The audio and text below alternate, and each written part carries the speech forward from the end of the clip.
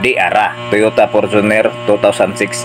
Ang gibati na balatian, brake cleaning, palit ng fuel filter at higit sa lahat, turbo cleaning kasi di masyadong mausok. Revolution. Okay, isa pa. Okay. Brake cleaning tayo. Saka lagyan natin ng yan, pinitreating wheel. Diyan sa may adjuster para malambot, para madaling maitulak ng kanyang toser. Lagyan natin ng brake cleaner. Sa kabilang side na gulong, ganito pa rin ang procedure. Pagkatapos ng malagyan ng brake cleaner, hanginan. Pagkatapos ng mahanginan, apakan na natin ang brake pedal. Malalim masyado yung brake niya. Bumba-bumba lang natin para mag-adjust yung self-adjust naman tong brake niya sa likod. Tapos na tayo sa brake, diretso na tayo sa fuel filter.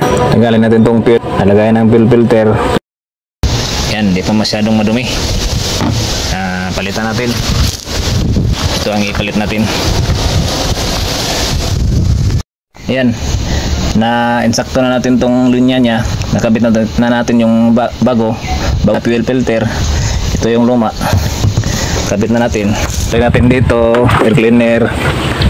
Itong intercooler niya, tanggalin natin para matanggal natin itong turbo cleaning tayo.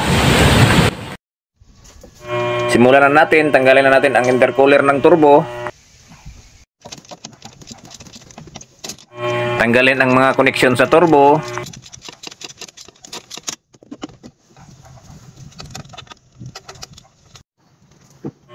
Pagkatapos, ibaba na natin ang turbo. Ayan, nababa na. Matigas. Kaya wala siyang pwersa at saka mausok. Simulan na natin bungkagin ang turbo para makita natin kung saan banda ang piang para mahilot.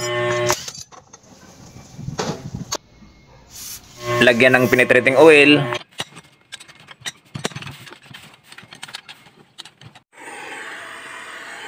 Ating painitan para di tayo mahirapan magtanggal dyan sa housing niya. Napakadumi. Ayan, natanggal na.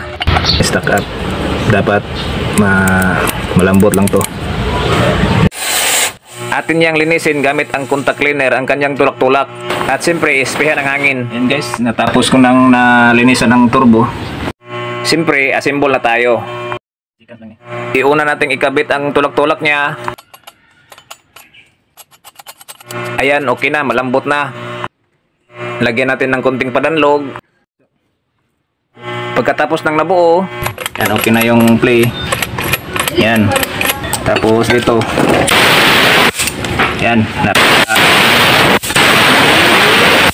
Okay. Okay na, malakas na tumuyok.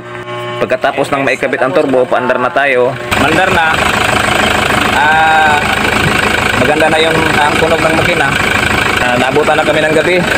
Wala na rin siyang tulo sa tubig or sa oil. Okay na.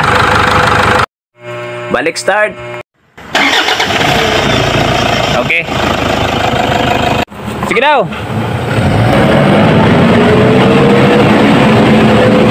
Isa pa.